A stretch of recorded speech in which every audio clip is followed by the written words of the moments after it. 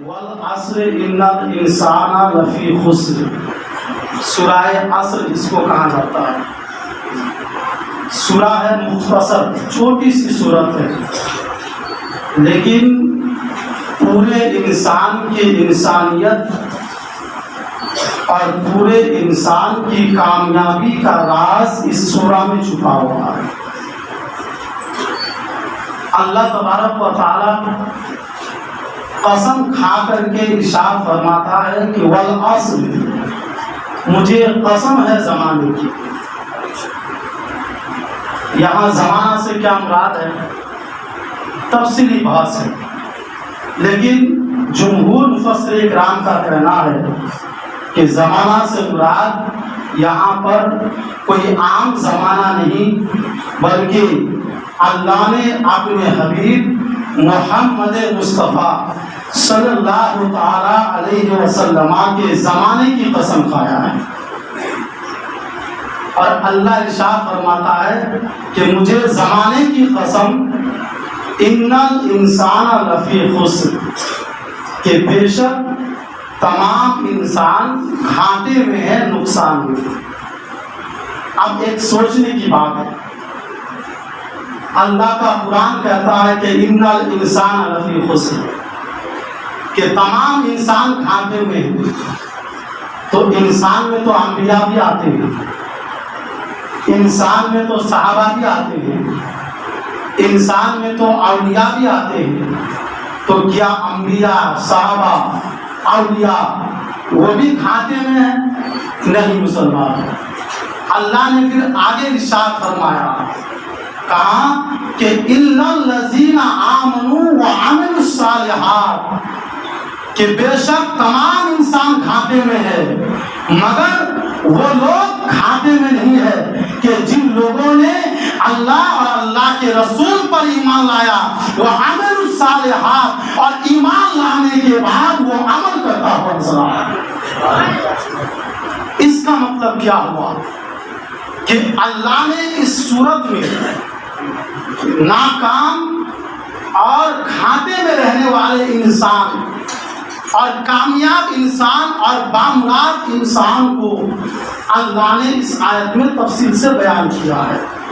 اور انسان کو اللہ نے دو گروپ میں بانٹ دیا ہے کہ ایک انسان وہ ہے جو گھاٹے میں ہے، اور ایک انسان وہ ہے جو گھاٹے میں نہیں بلکہ وہ کامیاب انسان ہے.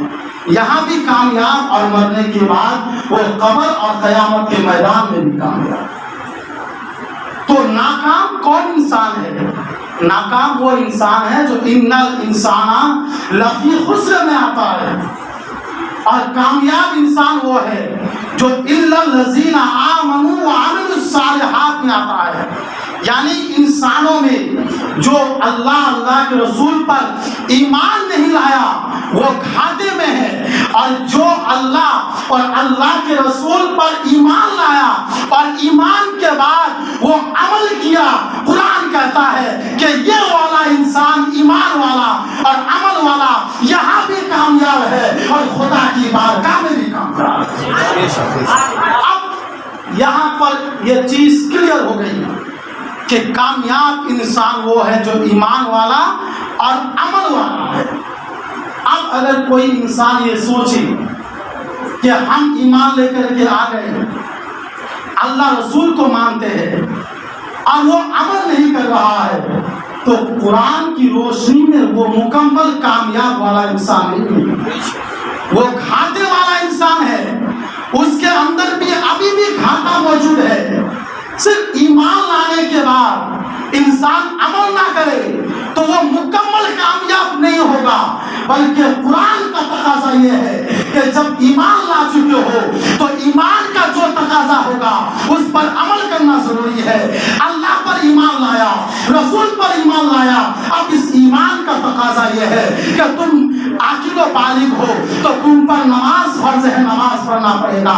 ایمان کا تقاضا ہے ماہ رمضان آئے تو روزہ رکھنا پڑے گا. ایمان کا تقاضا ہے مالدار ہو تو حج اور زکات دینا پڑے گا. اگر انسان ایمان کے بعد وہ عمل بھی کرتا ہے، سنت اور شریعت کے مطابق چلتا ہے، تو قرآن کہتا ہے کہ یہی اور خدا کی بارگاہ میں بھی کامیاب۔ اسی چیز کا پیغام امام حسین نے کربلا کے میدان میں دیا ہے کہ شریعت کی حفاظت اور شریعت کے عقائد و نظریات کو ماننا ضروری ہے، اور اسی کے ساتھ شریعت اور سنت کے تقاضے کے مطابق اس پر عمل بھی کرنا ضروری ہے، چاہے کتنی مصیبت آ جائے، چاہے کتنا بلا آ جائے، چاہے کتنی آفت آ جائے، چاہے زندگی میں کچھ بھی ہو جائے، لیکن ایمان اور عقائد کے بعد جب عمل کی بات آئے تو مصیبت لاکھ آئے لیکن عمل کا دامن ہاتھ سے نہیں جانا چاہیے۔ یہ امام حسین نے کربلا کے میدان میں دیا ہے۔ وہ کیسے؟ امام حسین کی ابتدا اور امام حسین کی انتہا کو آپ سمجھ لیجیے۔ امام حسین اور کربلا کی جو اسٹارٹنگ ہے، جو شروعات ہے، اس کو دیکھیے، اور کربلا کی جو اینڈنگ ہے، جو انتہا ہے، اس کو دیکھیے، آپ کو یہ فلسفہ سمجھ میں آ جائے گا۔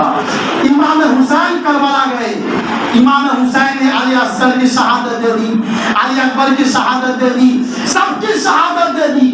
کیوں دے دی شہادت؟ یہ ابتدا ہے، اس لیے کہ اپنے عقائد و نظریات اور اپنے ایمان اور اپنی شریعت کی حفاظت ضروری ہے۔ لیکن جب کربلا کا ختم ہوتا ہے، کربلا کی انتہا ہوتی ہے، امام حسین پاک کی انتہا ہوتی ہے، کربلا کی اینڈنگ ہوتی ہے، تو کربلا کہاں ختم ہوتا ہے؟ امام حسین کے سجدے پر کربلا ختم ہو جاتا ہے۔ کربلا کا واقعہ امام حسین کے سجدے میں ختم ہو جاتا ہے۔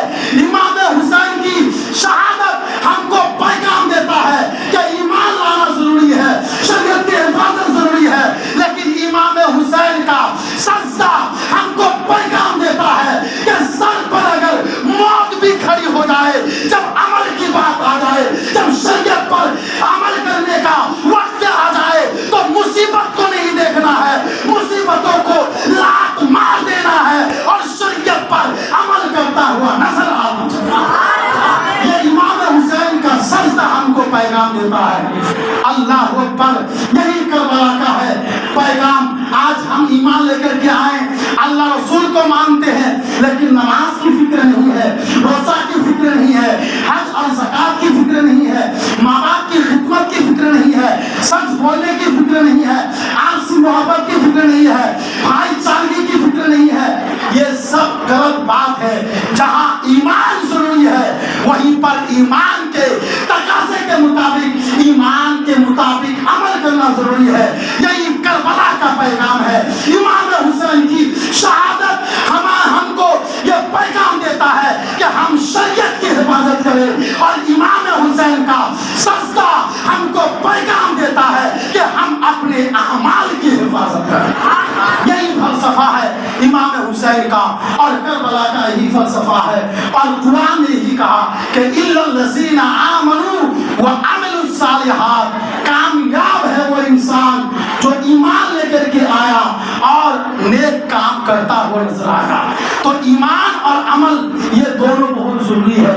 اب اگر انسان ایمان پر رہے، عمل نہ کرے، وہ بھی غلط۔ کوئی انسان عمل کرے اور ایمان کا خیال نہ رکھے، یہ بھی غلط۔ یہی پیغام امام حسین نے دیا ہے کہ صرف عمل سے کام نہیں چلے گا، بلکہ عمل کے لیے جو عمل کی بنیاد ایمان ہے، اس ایمان کی حفاظت بھی بہت ضروری ہے۔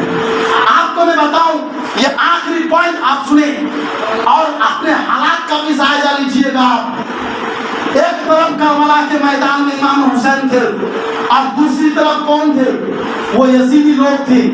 کیا وہ یزیدی لوگ کیا بت پرست تھے؟ کیا بت کو ماننے والے تھے؟ کیا کسی سورج کو ماننے والے تھے؟ کیا کسی ڈیگیا کالونی کو ماننے والے تھے؟ کیا پتھر کا پیڑ کو ماننے والے تھے؟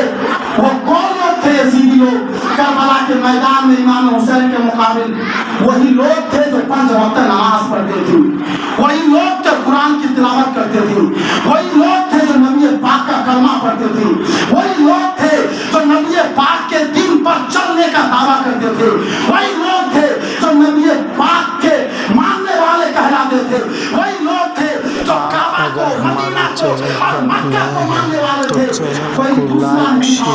लेकिन मैं कहना चाहूँगा कि जब वही कलमा पढ़ने वाले, वही कुरान पढ़ने वाले, वही नबी के पीछे नमाज पढ़ने वाले, वही दीन इस्लाम को मानने वाले, तो फिर क्या जरूरत थी इमाम हुसैन को उनके सामने अपने कुंबे की शहादत देना, अपनी जान की शहादत देना, इतना बड़ा करबला का मैदान खड़ा कर देना, क़यामत तक के लिए इंसान को एक दाग दे देना, क्या जरूरत थी?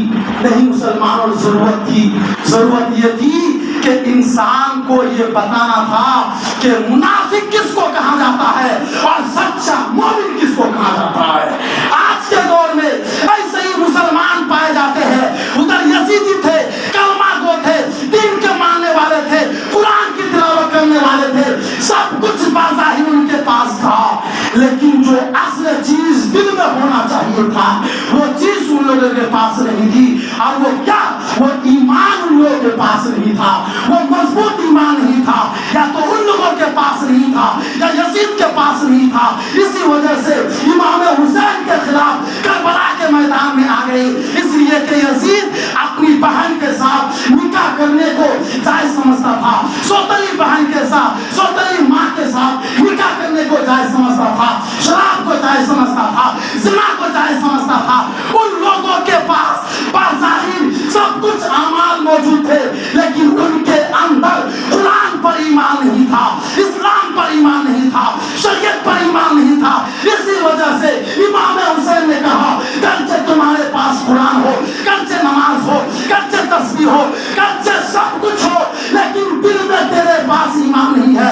इसलिए मैं जरूरी चाहूंगा कि नबी की शरीयत को बचाने के लिए अपनी भी जान दे दूंगा और अपने कुंबे की भी जान दे दूंगा।